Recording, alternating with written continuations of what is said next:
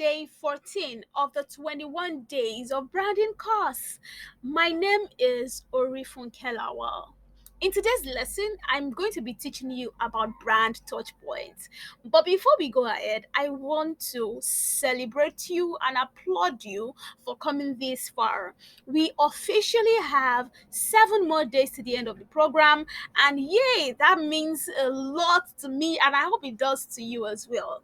In the past 2 weeks, we've gone through different concepts on a brand strategy and brand identity, and we are officially launching into the final phase of the program, which is under brand marketing. This is my most exciting part of the program, of the course, because I love marketing, I love branding. So, merging both of them together, it just means a lot to me. You are absolutely going to enjoy this part of the course. So make sure you get ready. So brand touch points, and we've been through so many lessons. I would have loved to do a recap right now, but I don't want to take too much of your time. But in today's lesson, we're going to be learning what brand touch points are, why are they important, how can you optimize, and then we're going to be considering some case studies that can also help you to better understand what I am trying to communicate. Right? So, what are brand touch points? Have you heard about brand touch points before? Is this your first time? Are you familiar with it? Well, under branding, whether you're building your personal brand or you're building your own business brand or you're working with another business brand or another personal brand, you will need to be familiar with what brand touch points are. So, touch points are channels through which people get aware of or interact with a particular brand. The channels through which you as a person get to know about, get to interact with a particular brand.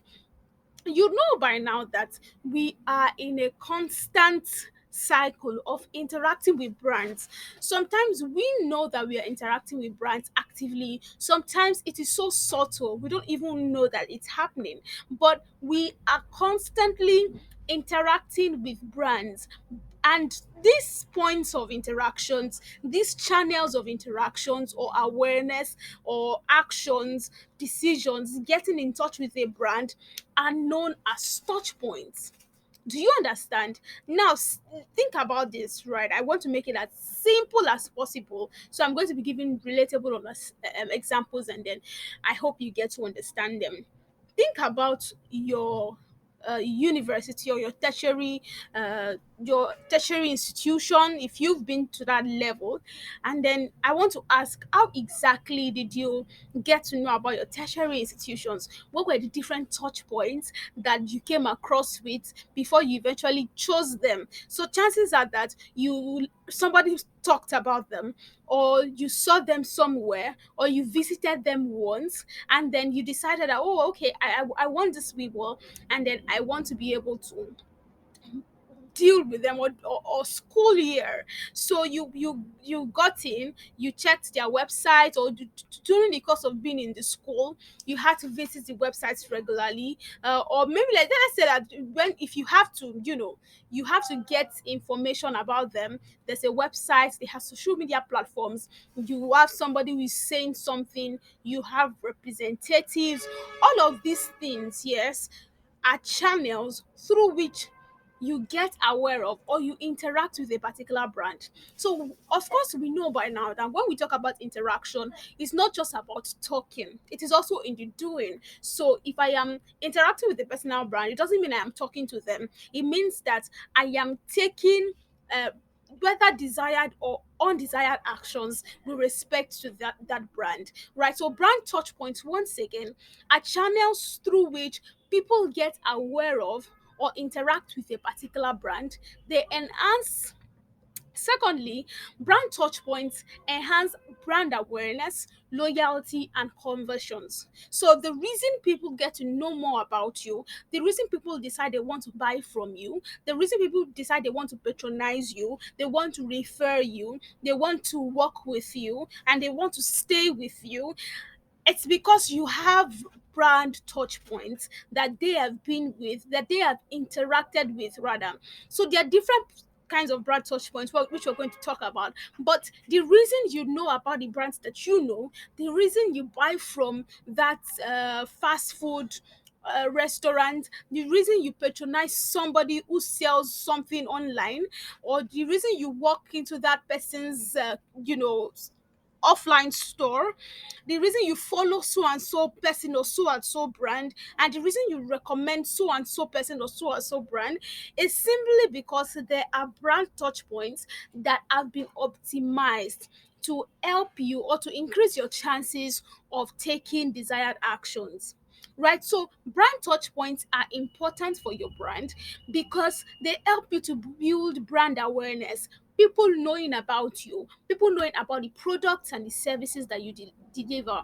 They help with brand loyalty, people sticking with you through thick and thin, people holding on to you, people saying, oh, even if she has made a mistake, we'll stick to her. Earlier in the year, a popular personality online on on Instagram got, should I say, dragged in quotes for certain, I I would say, unconfirmed allegations, because I didn't follow the story, and then it was eventually resolved, and then I think she came out innocent, but she was sort of dragged in quotes by people, unseen people, anonymous people. But through it, there were people who kept with her, who kept saying, we're going to stay with you. We're not going nowhere. Don't worry, we're here for you. Even when it seemed at that point that she was totally at fault, we're going to be with you. There were people who were loyal to her. She has gone on to keep producing products in that line, and people still buy from her, despite how crazy it was then. Right? So it means that she has she has optimized brand touch points, and people have interacted with a brand so much that they've developed loyalty for the brand, right? And the brand touch points also increase conversions, people buying from you or taking necessary actions that you want them to take, maybe signing up to your email list, attending your live session, being at your event, buying from you, whatever it is. Now, lastly, for this, we interact with brands in different ways and from different places, and these are known as brand touch points. So think about the different forms that you get to interact with a brand. Take a take a take a bit of time and start to think about your best brands, or the brands that you use actively. Why do you use these brands? How did you get to know about this brand? When did you decide you were going to use this brand? Did somebody say something? Did somebody do something? These are known as brand touch points. So just see them as channels through which people get aware of or interact with your brand. Now, let's move to understanding brand touch points. But first of all, I want us to talk about the different relevant media for branding professionals and, of course, for branding builders like you. So, what this different relevant media will do for you will also allow you to understand the different brand touch points that exist and that you can optimize for your brand. Right, so this relevant media, different media, there are four. Yes, they're four in number, and they are usually used by branding professionals and PR professionals, public relations professionals. So if you know somebody who is in PR space, this is something that they use very well and they have to be familiar with. So I am imparting the knowledge from that into this so that you can perfectly understand how these things work. So now let's move on to different relevant media for branding professionals and, by extension, brand builders like you. We have paid media, we have owned media, we have earned media, and we have shared media. What is paid media? Like the word says, paid media is forms of marketing or branding efforts that you have to pay for. So if you have to get a particular result for your brand, you want to get more people to know about your brand, or you want to get more people to patronize your brand, and you pay for it, it is known as paid media. Right, so under paid media you have social media ads, Google ads, point of sale ads, SMS ads, display ads, banner ads. paid influencers, all forms of paid adverts that you can think about, TV adverts, radio jingles, all of them, as long as you pay for it, you pay for awareness, you pay for conversions, it is known as paid media. In this place, you're getting your target customers to know about your brand and to patronize or work with you. It's a marketing effort that even big brands pay attention to. Have you seen Google advertising on Google before? Or have you ever wondered? I'll give this instance. There was a time when I still had my day's job, and I was coming back home from work one night, and then I saw an advert of, it was a drink brand, and then they were advertising the brand, and I was like, it was like, this billboard banners, billboards, and I started to ask myself, why exactly are these brands still advertising? I know you already. I can buy you. I don't need you to remind me of you before I buy. So why are you still, in quotes, wasting money to advertise to me? Right, but these brands know that there are different ways through which you can reach your customers, and that you want to maintain top of mind awareness. So they will keep pouring money into paid media because they want to be able to reach you and remain at the top of your mind. That's why you see brands that you already know, they're advertising on TVs as well. They are sponsoring events. Yes, you're sponsoring events. You go to an event, you see a particular brand on the banners, and you're like, this brand, I already know them. You already know them, but they want to maintain top of mind awareness. One thing to also pay attention to when it comes to paid media is that people or brands, yes, people and business brands, personal brands and business brands, that's a better way to put it, have different goals. Some brands already have millions of customers or thousands of customers. So whenever they sponsor an event, whenever they have billboard ads, whenever they're paying influencers to speak about them, or whenever they have point of sale ads, you go to best your preferred restaurant and then you see their banner there. Whenever they have things like that, it's not because, oh, they just want you to buy from them. It's because, yes, they want you to buy from them, but they also want to maintain top of mind awareness. Yes, they want to maintain it. They want you to just keep thinking about them. And the way top of mind awareness works, some people think that when they say top of mind awareness, it means that, oh, in the morning when you wake up, you're thinking about Coca-Cola. In the afternoon, you're thinking about Coca-Cola. In the night, you're thinking about Coca-Cola. In the midnight, it's not that you're always thinking about the product, but it's that when you need to take relevant actions with respect to that product, the product is just somewhere there.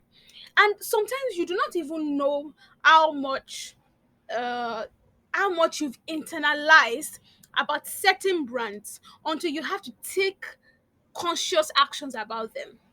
I've had people tell me that, oh, before they eventually got to meet with me, hang out with me, take my courses or buy my services, they are just been seeing people talking about Orifunke Lawal, Orifunke Lawal, Orifunke Lawal, and then it's not like you are paying attention to. A lot of times when people hear my name like first three times, they're not even asking who is Orifunke Lawal. They don't care, and of course they are not supposed to care, right? But after a while, they get to that point where, oh, they need to take something, they need to buy this, they need to improve something, and then they decide, okay, I want to find out more about Orifunke Lawal. And I'm using myself as an example, especially for those in the personal branding department, right? And then so it's like that. People often do not know that they are internalizing so much information or consistent information about you.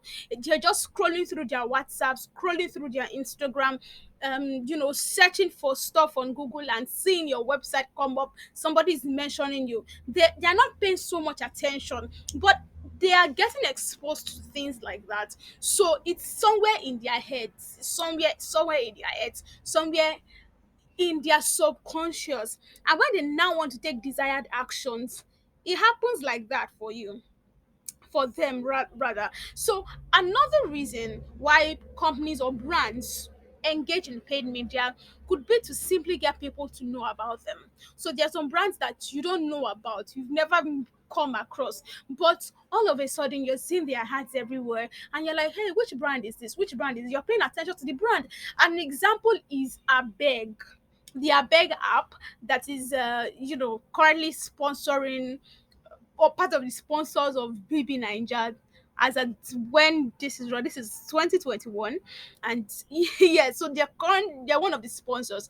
And when the first time they had their jingle play on BB Niger, people were asking questions like, "Ah, what is Abeg, which Abeg is this, this and this and this." And because of that, people moved to the app and started to download the app in droves. People wanted to know about the app, people were interested in it. The jingle was so interesting, it was so danceable too, and it moved them to go and download the app. Yes, and that's it. That's conversions. In marketing, when you talk about conversions, it does not necessarily mean that people are buying from you, right? That's part of it. But it also means that people are taking necessary actions. So when somebody subscribes to your email list and that's a goal for you, it's a conversion. When somebody downloads your app, it's a conversion. When somebody signs up for your product, it's a conversion. When somebody buys from you and gives you their money, it's a conversion. So yes, some brands decide to engage in paid media because they want to increase awareness for their brands as well. Some brands want to increase conversions. They want you to know that we are selling this, we want you to come and buy from us, right? So there are other one, but I'm just talking about awareness and conversions right now. Some brands do it to maintain top of mind awareness. So brands do it to increase or facilitate awareness, get people to know about them. Some brands do it because they want to get you to pay for them. So all of these things are depending on the goals that you have for your brand and understanding exactly where your brand currently is.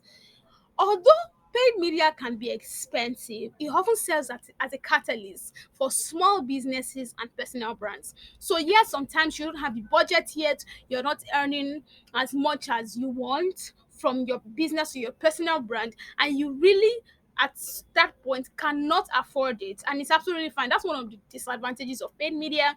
But if it's something that you can do, it often serves as a catalyst for small businesses and personal brands, right? It gets people to know about you in a much shorter time than it would take if you were only focusing on organic marketing. I hope that's clear. Now let's move on to the next one. Owned media. So we've done paid media, and I want you to be processing, thinking about the ads that you've seen: TV adverts, radio adverts, banner ads, point of sale ads, billboard adverts. I want you to be paying attention to it. And even as you step out and you visit people, you go to work, whatever it is that you do, I also want you to start to pay attention to the brands that you come in touch with, the brands that you get to see, get aware of, get to interact with because of paid media. Now let's move on to owned media. These are touch points that you own and can often control to your advantage. Paid media, you're paying for it so that you can achieve your goals. But owned media, they belong to you. It's your space. You largely control what happens with it to a very, very, very large extent. You control what happens to it. Examples of owned media are websites, email lists, apps, mobile or web apps. Right. So let's assume that you have built a house before. That is that's owned media, right? So you've built a house, you've bought a land, or you've built a house, you've bought a house like it is your own. Nobody can come to you and send you away. If you want somebody to come and visit you, you can easily direct them to your house. You want somebody to come and stay with you, you can direct them to your house, right? You can say, oh, come to my house, or come to my place, because it's something that you can control to your advantage. If it's a house that you're renting, right? For instance, and then you have to pay for it. Your landlord can easily wake up one day and say, oh yeah, I don't even want you for no reason. I don't want you. I don't want people who are not married again in my house. I don't want people who don't have jobs in my house. Please come and carry your loads and be going.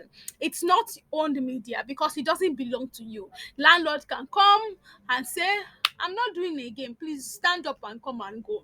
Right? So examples of owned media, you have your website, you have your email list, you have your apps. As a brand, you should have a website. Yes, it's something that you should start working on. To you need to have a website. You need to have a website because number one, websites are good for SEO purposes. Search engine optimization is SEO means search engine optimization, and search engine optimization is the process through which you increase your chances of being shown on Google or coming up on Google when people search for relevant keywords that have to do with your brand. Right? SEO. I mean, those who are taking the content creation and marketing course in, one of our courses in the academy,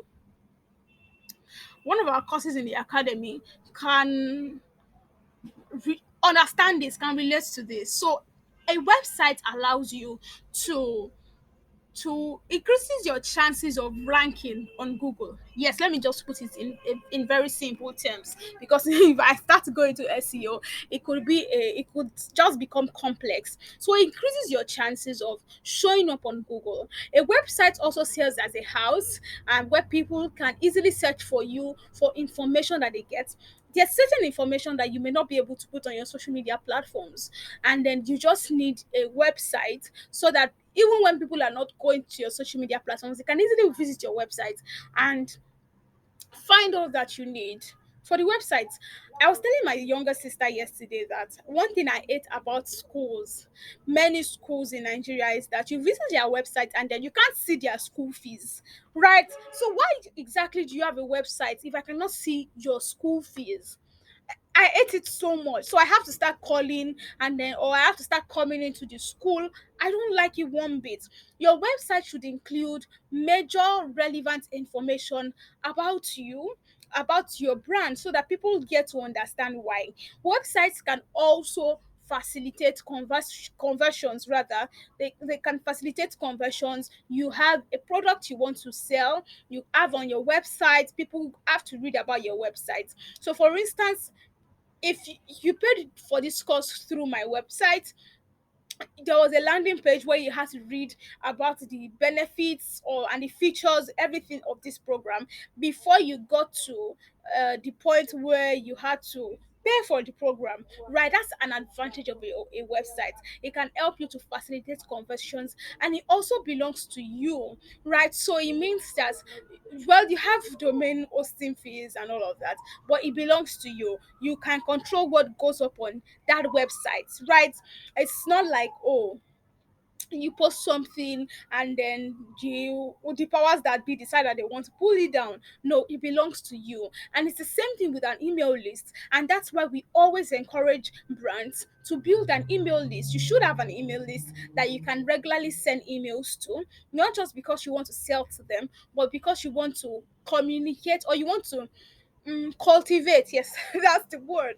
You want to cultivate a relationship with them. So you have your brands that relate to you via emails. For instance, you have Otpe from Wise. So people have email personas.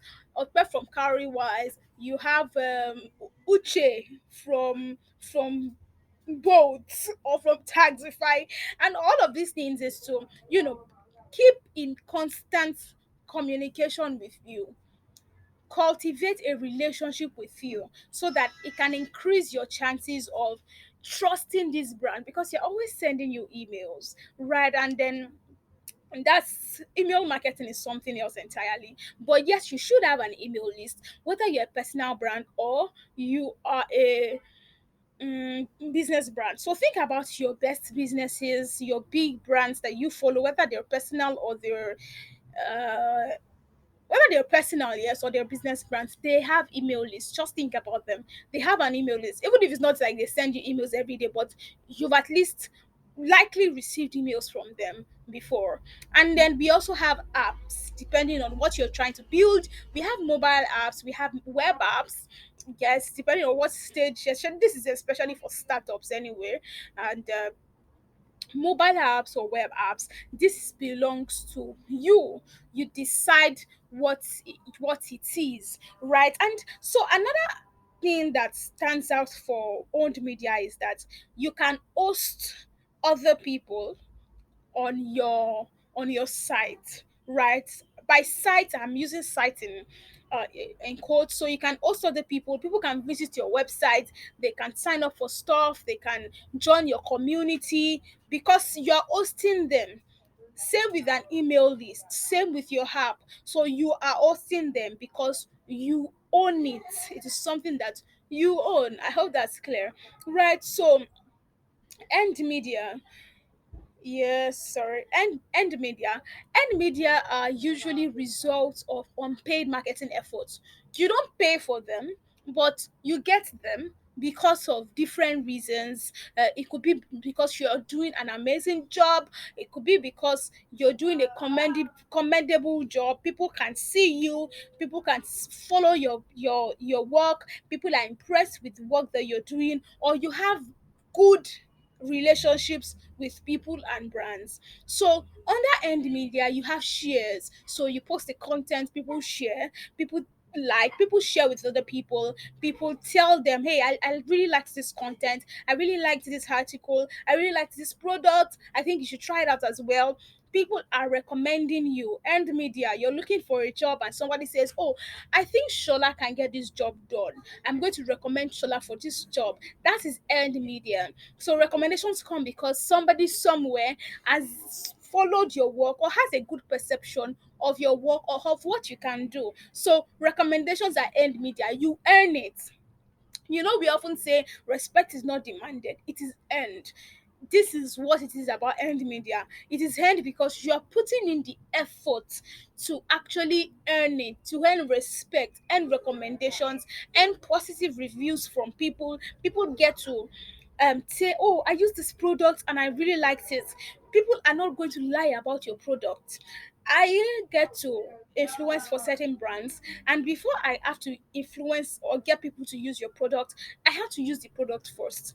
And I have to make sure that the product is actually good enough for me. It's something that I understand. It's something that I can use before I do a review on it. I'm not going to do a review simply because I can do a review. I'm going to do a review because it's something that I have used, that I am sure of. Right. So my integrity is on the line basically before I can decide to even take a paid marketing or unpaid influencer marketing gig for anybody. So you have reviews where people say, oh, this and this, I used the product, I bought a food, it was really tasty, the rice wasn't soggy and all of that. So mentions, people are mentioning you, people are talking about you, and then all of these are very similar, and that's why they're under the same bullet point. You have word of mouth marketing.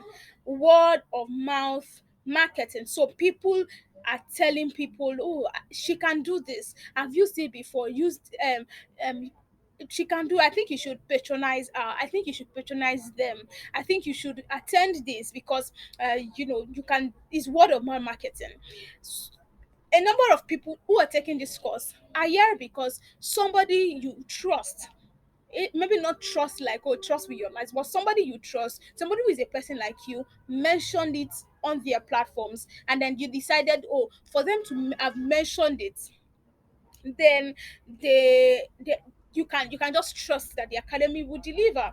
So one thing that end media does for you is that it can also fast track your growth. In terms of branding, it can fast track your growth because people tend to trust people over just adverts, right? So people can trust when your sister says, I used this thing and then I liked it, you trust them because you've seen somebody who has used it, right? So when people can easily say, oh, my mentor mentioned this course and that's why I went to take it. My mentor mentioned this product or this app. My sister, my friend, my whatever it is, a speaker, whatever it is, mentioned this product, and I went on to sign up for it, there's a large chance that if you had seen that product as a sponsored ad, a large chance you may not have gone ahead to take desired actions. You may not have gone ahead to download it or to buy from them, but you easily took that action because somebody you knew talked about it. That's word of mouth marketing, referrals, affiliate marketing. No, affiliate marketing is not under this one, but that's word of mouth marketing. So media coverage and relations, you have partnerships as well. So people get to interview you. A major newspaper gets to talk about your product, and you find out that for a lot of startups, when startups raise money for their or raise funds for their startup, they have to reach relevant media houses or newspapers to carry the news for them or to publish the news for them. Yeah, so it's part of media coverage and relations. It's unpaid for in this case. Sometimes it's paid for, but it's unpaid for largely, and it's part of earned media because this is part of cultivating relationships, and that's a large part. Remember I mentioned that this is a part of PR, and PR is about cultivating relationships with people. PR is not publicity. People think PR is publicity. Somebody just talks about us, we trend on Twitter. No, that's not PR. PR is primarily about cultivating relationships with stakeholders who can help you to achieve the results or the goals that you have for your brand. So you have media coverage and relations, cultivating relationships with people in the media so that they can talk about your product, your brand, your business, and whatever it is. Interviews as well, getting called on interviews, getting to speak at events because of your knowledge base, because of your network. Right, all of these are earned media. And then we have shared media. Shared media is the intersection between you and your consumers or your target customers or your target audience. It's that connecting line.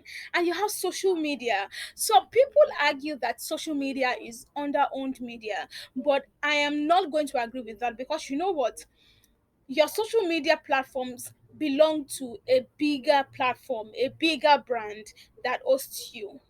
Do you understand? So you can wake up one day and then your Instagram followers of 20K or your Instagram account of 20K followers is gone because they said something copyright infringement, something that you don't even understand. And all of a sudden, the amounts that you spent for years just goes off. So as a brand, you cannot just be building on social media. Anything can happen and you are gone. That's why you need to have an email list so that if something happens to your social media accounts, you can easily you can easily start building again from scratch, because building is hard. Like, I it's not something I even want to imagine. It is so hard, right? So social media is shared media because it's an intersection where you get to meet and connect and communicate with your audience or with your consumers. So people are commenting on your pages, on your content, on your posts, and then you're also relating with them. They are mentioning their other friends on the post. You are also interacting with them. So you are giving on social media, and then you are also receiving as well in terms of comments, in terms of shares, in terms of likes. That's why it's known as shared media. And you have online communities and groups, right? So you have Facebook groups, Instagram. I'm not so sure Instagram has, but you have Facebook groups, and then Facebook groups are a big group. But of course, it's still shared media, and then it's not owned media, because the hosting brand can easily decide, we don't want you anymore. About a couple of weeks ago, I saw somebody complaining on Twitter that they lost a Facebook group of over 200K members, over 200,000 members. 200,000 members lost the Facebook group. Where do you want to start from? Where exactly do you want to start from if you lose an audience of 204? You can't find them, you don't have their email addresses. It's going to be so hard to start to build from scratch. But it's a shared media because people get to interact with themselves, people get to interact with you, people get to know about your brand, people get to build loyalty for your brand because they're connected with you. You also have WhatsApp or other instant message apps used for business or personal brand purposes. So people get to interact with you through WhatsApp. People get to send you messages. People want to buy stuff from you, and WhatsApp marketing is becoming a big deal now. I first released a book on WhatsApp marketing about 2 or 3 years ago, on WhatsApp monetization, and then it wasn't even so rampant. But today I can see WhatsApp marketing everywhere. Everybody's talking about WhatsApp marketing. I'm like, hey, this is interesting. So WhatsApp marketing is becoming a big deal, and of course you want to pay attention to it. If you are building your personal brand and the people you're trying to reach also have WhatsApp numbers and are active on WhatsApp, that is shared media. So once again, we've gone through paid media, um marketing efforts that you have to pay for. We've gone through owned media, we've gone through earned media, and we've gone through shared media. Quickly, let's talk about optimizing your brand touch points. How do you optimize your brand touch points? Optimizing your brand touch points is the process of creating, identifying, and maximizing the different channels of communications that could serve as advantages for your brand. So optimizing, it's a process, right? Number one, you are asking yourself, how can I create? What touch points do we need to create? Number two, what touch points do we already have? I'm going to focus on steps in the next slide. What options do we already have? And three, how can we maximize the options that are available to us? How can we optimize the different channels of communications that could serve as advantages for us? Every serious brand builder like you should be able to ask defining questions like, what are our brand touch points and how can we optimize them? So, understanding your brand touch points and deciding to optimize them is you taking advantage. It is you being active. It is you not leaving your brand building to chance. It is you saying, okay, we want people to be able to find us here, reach us here, interact with us here, buy from us here. It- because people, we may not be able to take these actions if they are not well defined by you. So, as a brand builder right now, because you're a starter, there's a high chance that you possibly have certain brand touch points, but they are not optimized at all, because before now you did not even know that you had brand touch points. But people are interacting with your brand. As long as your brand is live, people are interacting with your brand based on different reasons, and you want to be able to actively and consciously optimize your brand. Now, what are the steps to optimizing your brand touch points? Number one, you want to audit rather, not audit. You want to audit your current brand touch points in terms of paid, owned, earned, and shared media. You want to sit down and do an audit. Do we currently run any ads? Social media ads, paid ads, Google ads? Do we have paid partnerships? Are there people, influencers we have to pay? Who are they? Do we run TV ads, radio ads, newspaper ads, banner ads, billboards? uh, Whatever kind of ads. Are we currently running any ads? Have we run any ads in the past? Then do we have a website or a blog? Do we have an email list? You may not have a website or a blog yet, but it has to be something that you're working towards. It is so important. In the meantime, you can use platforms for personal brands. You can use platforms like Linktree and About.me.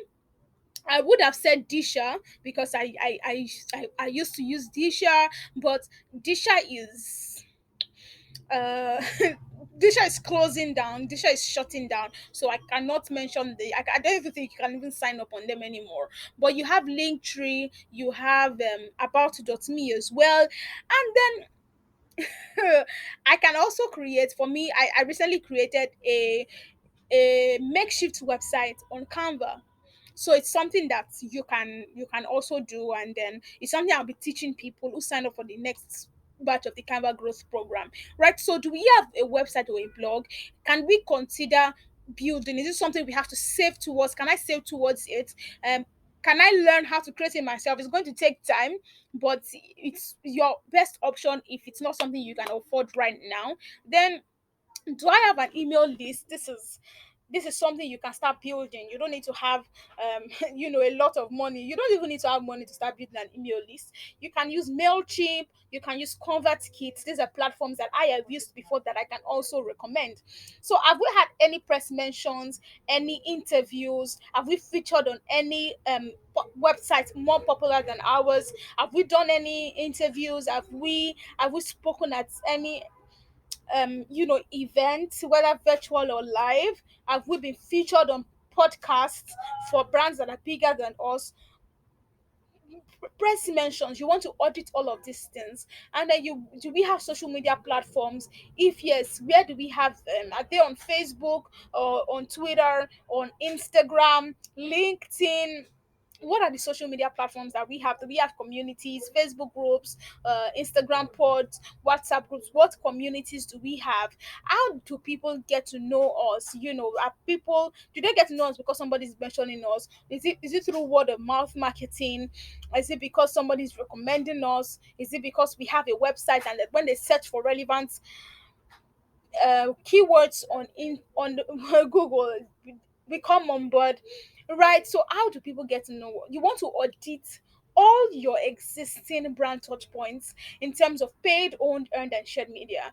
This would allow you to have an understanding of where you currently are in the brand touchpoint process. So number two, you want to identify or outline possible implementation plans for your brand touchpoints in terms of paid and shared and old media. Again, identify and outline possible implementation plans. So should we get a website or blog if we do not already have one?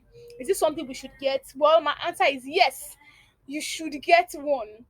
How can we increase shares, mentions, and recommendations? What kind of work do we need to be able to do to be able to increase word of mouth marketing? What kind of relationships do we need to build with people, possible partners, and all of that?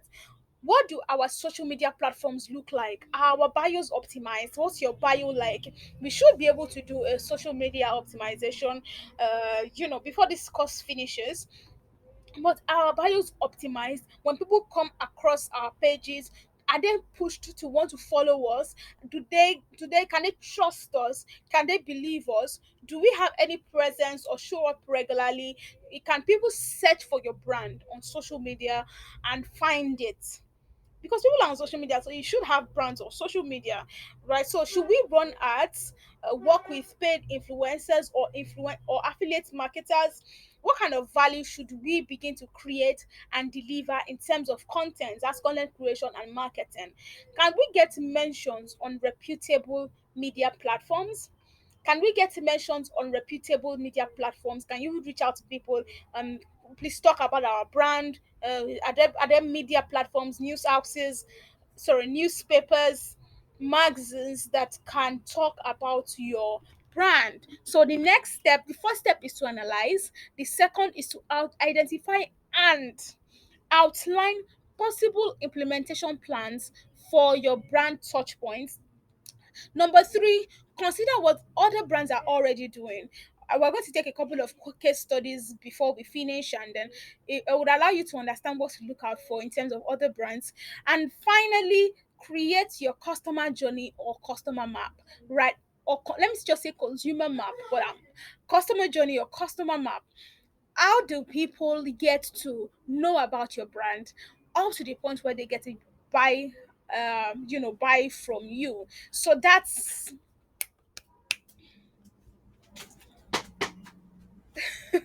sorry about that break.